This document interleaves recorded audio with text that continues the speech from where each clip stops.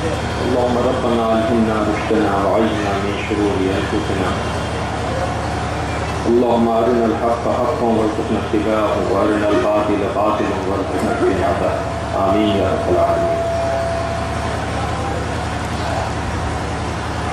محترم سامعین، حاضرین، سب سے پہلے شکریہ ادا کرنا چاہتا ہوں میں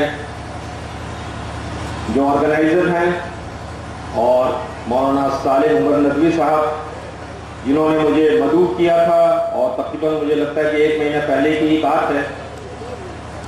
وہ شاہین کا ٹیلنٹ سرچ ایگزامینیشن ایک چل رہا تھا، اس دوران مولانا صالح صاحب سے، چونکہ یہ پورے بہار کے آرگنائزر ہیں شاہین کے بھی، تو اس موقع پہ ملاقات ہوئی تھی اور اس کے کچھ روز کے بعد ہی انہوں نے حکم کیا کہ آپ کو آنا ہے، تو یہ ترتیب بن گئی تھی. بہرحال میں شکریہ ادا کرتا ہوں کہ انہوں نے یہ موقع دیا کہ آپ لوگوں سے ملاقات ہو سکے. یہ چونکہ اسکول کا پہلا اینیورسری ہے، 1 سال مکمل ہوا ہے، تو اس موقع پہ یہ تقریب منعقد کی گئی ہے. اس موقع کو غنیمت جانتے ہوئے کچھ باتیں ہم لوگ مشورے کے طور پہ، مذاکرے کے طور پہ کریں گے، کیونکہ تقریر، بھاشن یہ بہت ہو چکا امت میں، اور امت کہاں ہے یہ ہم سب دیکھ رہے ہیں. امت مستقل تنزل کا شکار ہوتی چلی جا رہی ہے.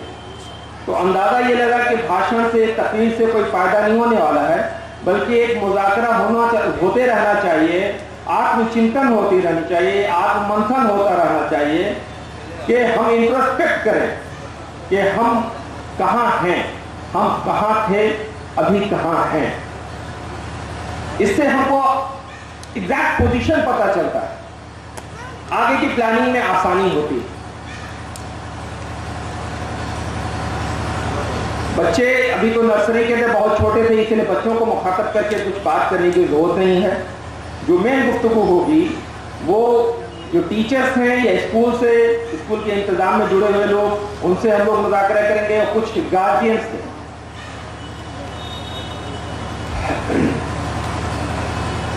محترم بزرگوں، دوستو، ایک پرانی بات سے ہم اپنی گفتگو کو شروع کریں گے.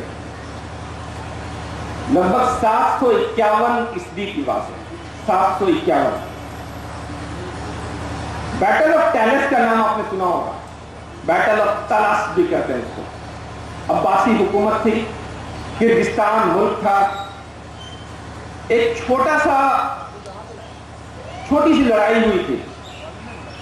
ادھر سے مومن تھے، صحابہ اکرام بھی اس میں رہے ہوں گے، اور ادھر چائنیز حکومت تھی. پرٹیکولرلی تبت کے علاقہ کے لوگ جو تھے وہ چائنیز حکومت تھی. ان دونوں کے بیچ میں ایک چھوٹی سی لڑائی ہوئی تھی.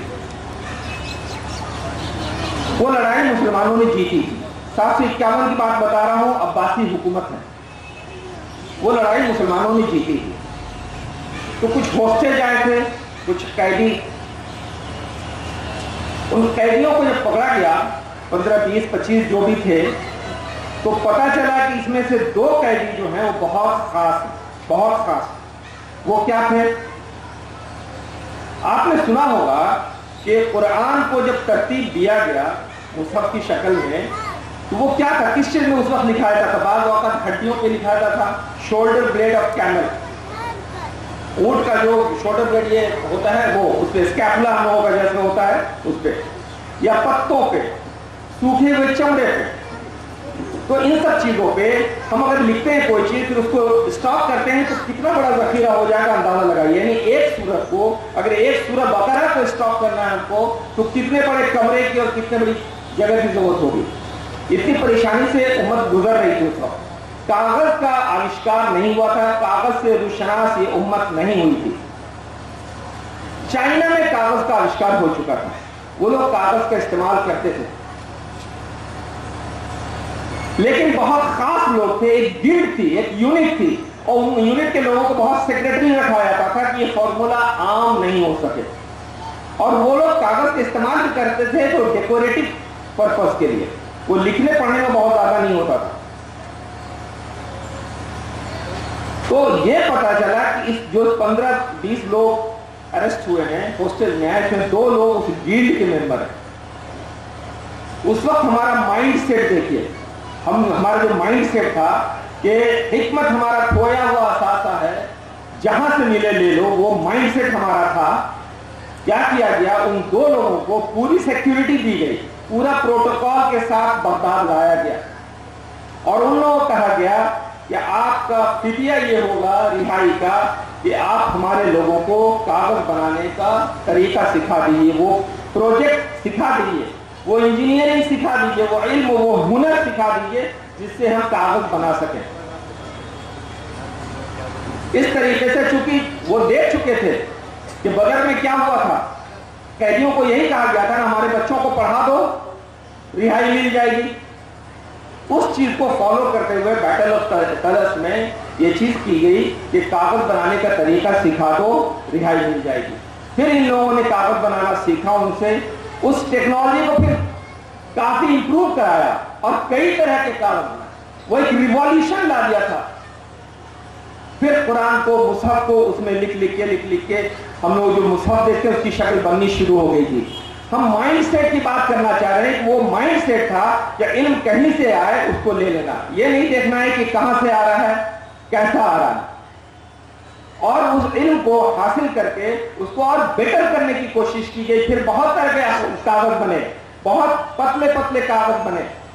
جو چائنا میں جو کاغذ بنتا تھا اس سے بہتر کاغذ بننا شروع ہو گیا. سلیمانی کاغذ تھا، نورانی کاغذ تھا، اس طریقے سے کئی قسم کے کاغذ بننے شروع ہو گئے. یہ چلا ایک مائنڈ سیٹ، یہ ہم نے آپ کو بتا دیا. ایک دوسرا مائنڈ سیٹ لیجیے، اس کے 300 سال تقریباً بعد کی بات ہے کہ ایک پرنٹنگ پریس کا ایجاد ہونا شروع ہوا. کیونکہ لوگوں کو لگا کہ لکھنے میں تو بہت دیر لگ جاتی ہے، تو گوٹنبرگ نام کا ایک آدمی تھا، ویگیانک تھا، اس نے پرنٹنگ پریس ایجاد کر لیا. جب پرنٹنگ پریس ایجاد کا یہ وقت آ گیا لگ بھگ خلافت عثمانیہ کا. مائنڈ سیٹ کیسے چینج ہوا یہ دیکھیے. جب پرنٹنگ پریس کا ایجاد ہوا اور پرنٹنگ پریس اتنا زیادہ پاپولر ہونے لگا، اور اس زمانے کا پرنٹنگ پریس میں کیسا رہتا ہوگا، بلاکس بنتے تھے، اس بلاکس کے ذریعے سے پرنٹ کیا جاتا تھا. کاغذ ہم نے بنایا، اس کو امپروو کرا دیا. چائنا کی ٹیکنالوجی ہمارے پاس آئی، ہم نے امپروو کرا کے اس کو پھر پوری دنیا میں وہ کاغذ پھیلنے لگا. اس کاغذ کو لے کے اچھا ہم اسپین تک پہنچ گئے تھے. اسپین میں ہمارا سابقہ یہودیوں سے بھی ہوا، نصرانیوں سے بھی ہوا، سب سے ہوا. یہ کاغذ بنانے کی ٹیکنالوجی جب وہاں پہنچی، ان لوگوں نے اس میں پھر اور محنت کرنی شروع کی اور کاغذ کی کوالٹی اور امپروو ہوتی چلی گئی. جو کاغذ یہاں تھے جو جلدی ڈسٹرائے ہو جاتے تھے، وہ کاغذ وہاں ایسے رہے کہ ٹکاؤ رہے، سندر رہے، اٹریکٹیو رہے. پلس اس کے ساتھ کیا ہوا، آپ جو دیکھتے ہیں آج ہم لوگوں کے پریسکرپشن میں پیڈ میں ایک مارک رہتا ہے نا، جس کو آپ الگ سے یہ نہیں کر سکتے، کاغذ سے اٹھائیے تو مارک نظر آتا ہے، پتہ چلتا ہے کن کا بنایا ہوا. وہ ٹیکنالوجی اس وقت وہیں اسپین سے اندلس سے ہی آ گئی تھی. پرنٹنگ پریس جب آیا تو پرنٹنگ پریس پوری دنیا میں پھیلنا شروع ہوا، یہاں تک کہ وہ چھوٹے چھوٹے آئی لینڈ میں چلا گیا، ہوائی آئی لینڈ میں چلا گیا. یعنی جہاں جہاں یہ یوروپین لوگ جا رہے تھے پرنٹنگ پریس ساتھ لے کے جا رہے تھے. وہ پرنٹنگ پریس جب خلافت عثمانیہ کے حدود میں آ رہا ہے تو وہاں اس کو روک دیا گیا. وہ فتویٰ وہاں پہ آ گیا اس وقت کہ اگر پرنٹنگ پریس کس کے پاس پایا گیا تو اس کو ایگزیکیوٹ کر دیا جائے گا. یہ شیطانی چیز ہے، اور ایگزیکیوٹ کیا جاتا تھا. اور یہ سلسلہ چلتا رہا. پرنٹنگ پریس کا ایجاد ہو چکا ہے، یہ پرنٹنگ پریس پوری دنیا میں پھیل رہا ہے اور خلافت عثمانیہ کو حدود میں آ نہیں سکتا. اگر کسی کے پاس پایا گیا تو ایگزیکیوٹ کر دیا جائے گا.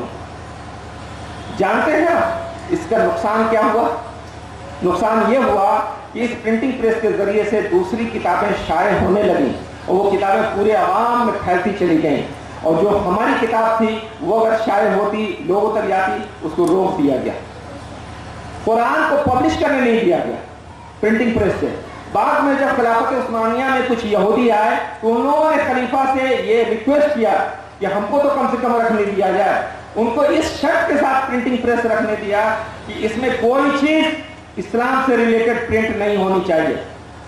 जस्ट इमेजिन कीजिए कि माइंडसेट कैसा चेंज हुआ, वो माइंडसेट कैसा था और ये माइंडसेट कैसा हो गया कि इस्लाम से रिलेटेड कुछ नहीं होनी चाहिए, अरबिक में कुछ नहीं होनी चाहिए। ये नौबत रही वहां खिलाफत उस्मानिया के हुदूद में, ज्यूज के पास प्रिंटिंग प्रेस, नसरानियों के पास प्रिंटिंग प्रेस, लेकिन मुसलमानों के पास प्रिंटिंग प्रेस नहीं है। और इस तरीके से बाइबल पब्लिश हो रही है और लोगों के हाथ में जा रही है, कुरान वही हाथ से लिखा जा रहा। काफी दिनों के बाद एक रिवोल्ट मीन्स के एक नसरानी था, उसने इस्लाम कबूल किया था, उसने दुनिया देखा था।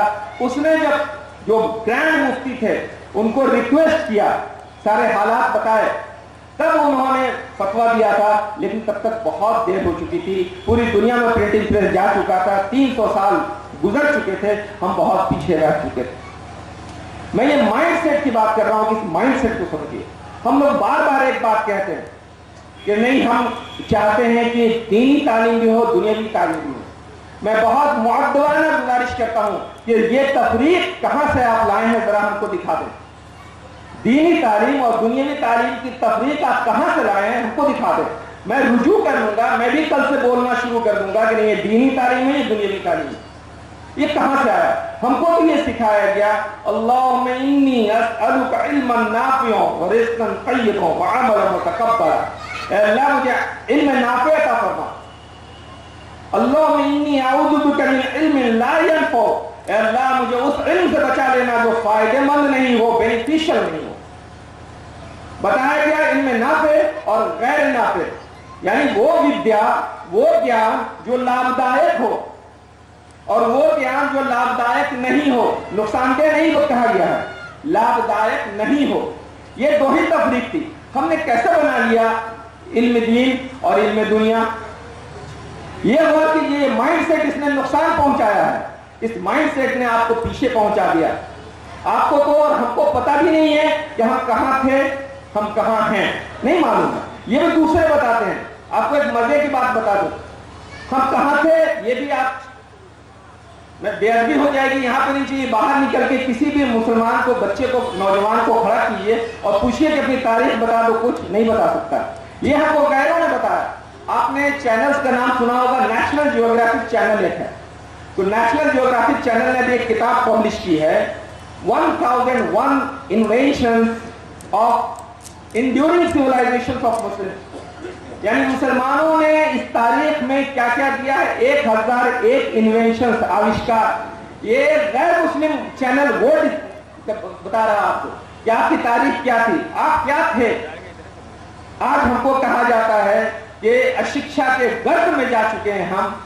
इस दुनिया को सबसे पहली यूनिवर्सिटी देने वाली फातिमा अल फहरी कायरो में वो मुस्लिम लेडी थी। आज पूरी दुनिया के सर्जन, पूरी दुनिया के सर्जन, ये कोई ढका नहीं, आप गूगल मिटाइए, अभी अपने मोबाइल पे गूगल कीजिए, फातिमा अल फहरी का नाम देखिए, आ जाएगा।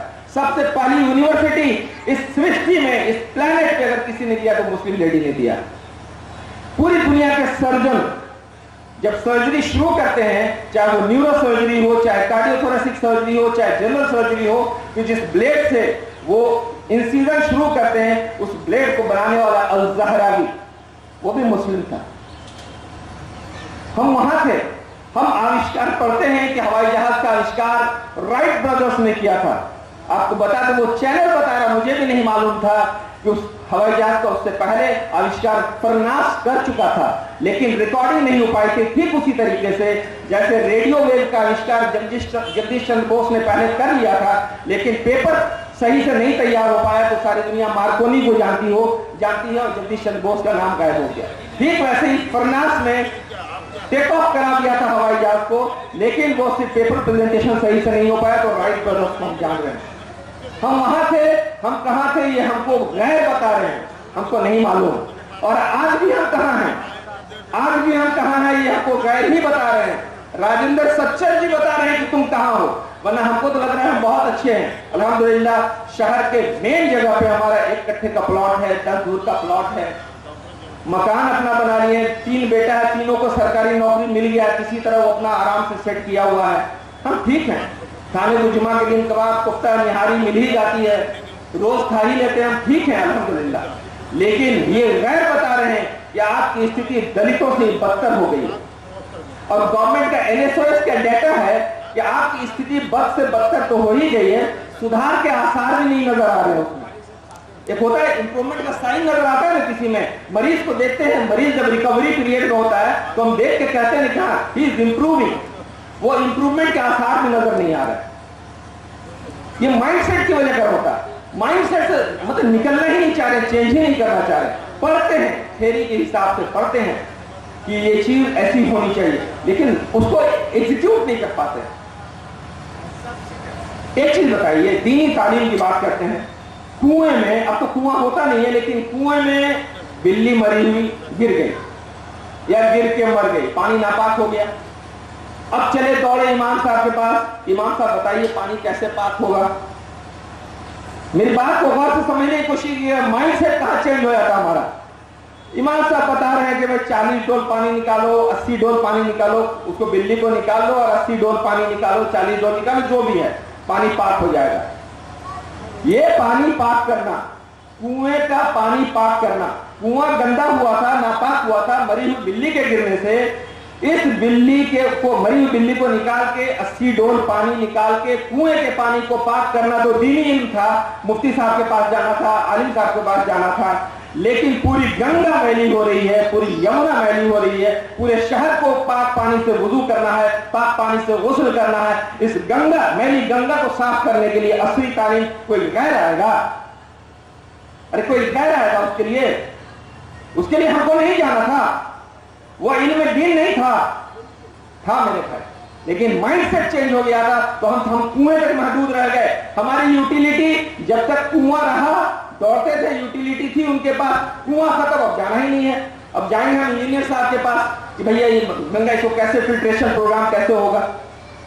مائنڈ سیٹ کا ڈفرنس سمجھ میں آ رہا آپ لوگوں کو؟ یہ چیز ہے.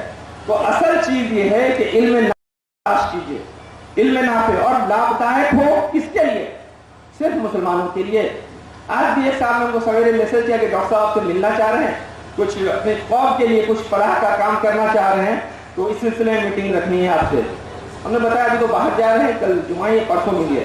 لیکن ترنت سوال آ گیا کہ ہمارے قوم میں یہ کیوں ہوتا ہے کہ بھائی اپنی قوم کے لیے کچھ کرنا ہے. ہم کو قرآن کہتا ہے, سورہ رات قرآن میں ایک چیپٹر ہے, سورہ رات 13ویں چیپٹر ہے, اس کی 17ویں آیت ہے, فَأَمَّا الزَّبَدُ فَيَذْهُبُ جُفَاءً وَأَمَّا مَا يَنفَعُ النَّاسَ فَيَمْكُثُ فِي الْأَرْضِ. کہ جو چیز ساری انسانیت کے لیے لابھدائک ہوتی ہے زمین پر ٹھہرا دی جاتی ہے, اور جو لابھدائک نہیں ہوتی جہاز بنا کے اڑا دی جاتی ہے. آپ اگر ساری انسانیت کے لیے لابھدائک ہوں گے تو اللہ رب العزت آپ کو دنیا میں ٹھہرائے گا. آپ دنیا کو دینے والے بن جائیے.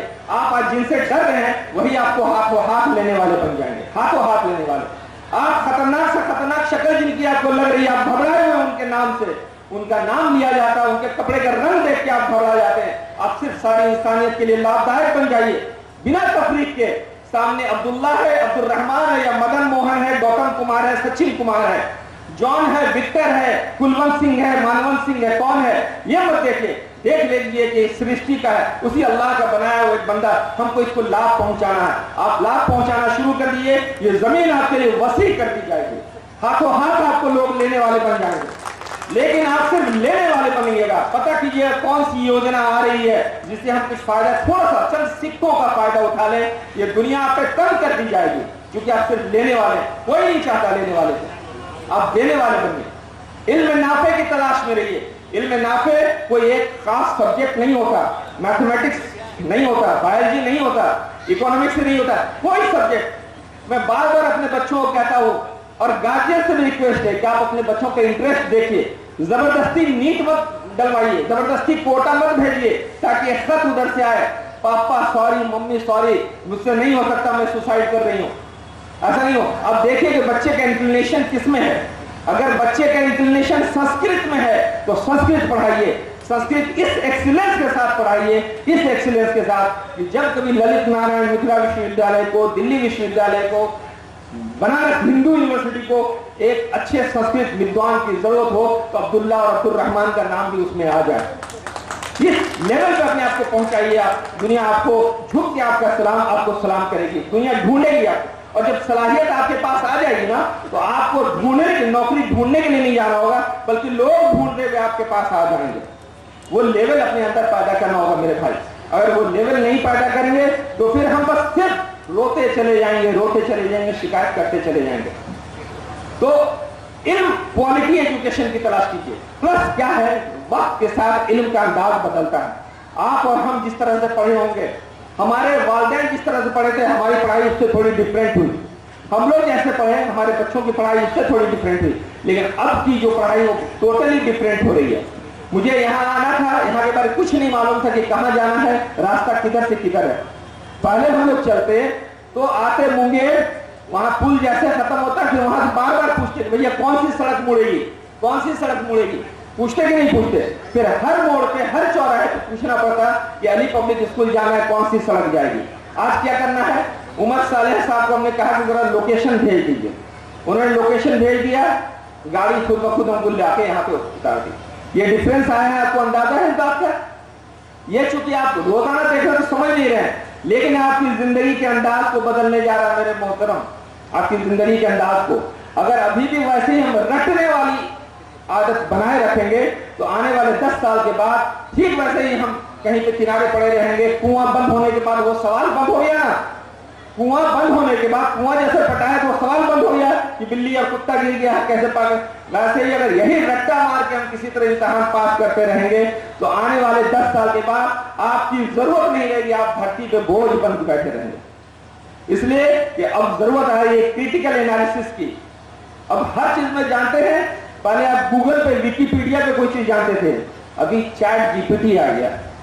आप सिर्फ इशारा करें, उंगलियों को घुमाएं या फिर माइक पर रख के कह दें कुछ, और इतनी बेहतरीन सारी चीज। अगर आपको गजल चाहिए तो वो गजल लिख के बता देता है। आपको अभी किसी मेहमान को वेलकम करना है, उसको वेलकम करने के लिए कोई मजमून चाहिए, वो मजमून कहिए कि लिख दो, चैट जीपीटी लिख के तैयार कर देगा, हर जुबान में लिख के तैयार कर देगा। आपके बच्चों को आने वाले दिनों में ड्राइविंग लाइसेंस से जरूरत नहीं पड़ेगी, गाड़ियां ऑटो चलेंगी खुद ब खुद। आज टेस्ला की कार चल रही है ना भाई, यहां नहीं चले, वक्त आएगा यहां भी चलने लगेगी। डॉक्टर्स को सोचना पड़ेगा, इंजीनियर्स को सोचना पड़ेगा, बिजनेस एमबीए करने वाले लोग। अमेजोन में देखिए, आप अमेजोन से सिर्फ एक सामान लेते हैं और फिर देखते हैं कि अमेजोन के पास लिस्ट आने लगती है और सारी चीज की। वो आपके शौक को रीड कर रहा है। आप यूट्यूब पे एक वीडियो देखते हैं, आप घरों में बात करते हैं कुछ, आप अभी जाइए सिर्फ पर्दे की बात कर लीजिए, अपना मोबाइल आपके पास है, एक दो बार पर्दा बोलते रहिए, पर्दा खरीद के लाना है घर के लिए, अलमीरा खरीद के लाना है, देखिएगा कि फेसबुक पे आपको वो रिकमेंडेशन आनी शुरू हो जाएंगी। ये क्या हो रहा है दुनिया में, ये सब आर्टिफिशियल इंटेलिजेंस काम कर रहा है। ये आर्टिफिशियल इंटेलिजेंस हर चीज को रिप्लेस करने जा रहा है। सिर्फ बचेंगे तो वो लोग जो क्रिटिकली एनालाइज करने की सलाहियत रखते होंगे और सादिक और अमीन को उम्मती होने का रोल प्ले कर पाएंगे, सादिक और अमीन बन जाएंगे, तो वो लोग भी आने वाली दुनिया में टिक पाएंगे। ये बेईमानी, धोखा देना, किसी को चूना लगा देना और रट्टा मार के पास कर जाना, ये लोग आउटडेटेड हो जाएंगे।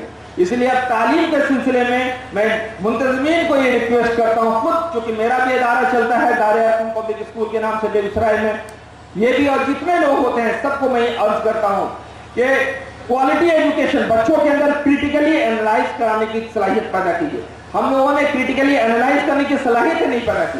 कैसे? हर चीज में। जैसे कुरान में भी हमने क्या किया, रट्टा मारने की आदत डाल दी।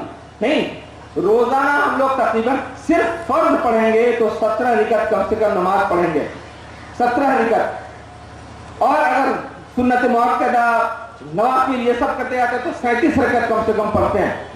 ठीक है, 37 बार एक आदमी सूरह फातिहा पढ़ता है, 37 times. Just please pay attention की 37 टाइम्स वो सूरह फातिहा पढ़ रहा होता है। लेकिन सूरह फातिहा की ये 7 आयत, उनकी मीनिंग हमारे अक्सर लोगों को नहीं मालूम कि हम क्या पढ़ रहे हैं। वो तोते की तरह रटा दी गई कि हाँ बच्चों को अल्हम्दुलिल्लाह बहुत अच्छी तालीम दे दी है, नाजरा कुरान पढ़ लेता है और उर्दू पढ़ लेता है, खतो किताबत जान लेता है, बस हो गया। कुरान इसके लिए उतरा था। कुरान ने कहा तो उलुल अलबाब को एड्रेस कर रहा था, और ये कि वो लोग गौर करें, इस पे गौर करें। लेकिन हमने कुरान को भी हिदायत की किताब को सिर्फ फूकने, झाड़ने और बाद मौकों पे पढ़ने की किताब बना दी, जबकि वो किताब बार बार एड्रेस करती है ये उन लोगों के लिए गौर करती है, क्यों देखते क्यों नहीं। इन फी खल्क़िस समावाति वल अर्ज़ि वख्तिलाफ़िल लैलि वन नहार, कि इन दिन के आने और जाने में, इन पहाड़ों में, इन बादलों में, ये कश्तियां जो चल रही हैं पानी का सीना चीरते हुए, ये हजारों टन का बोझ लिए हुए जहाज चले जा रहे हैं, ये हवाओं पे जो जहाज उड़ रहे हैं, चिड़िया उड़ रही हैं, इन सब में अल्लाह की निशानियां थी।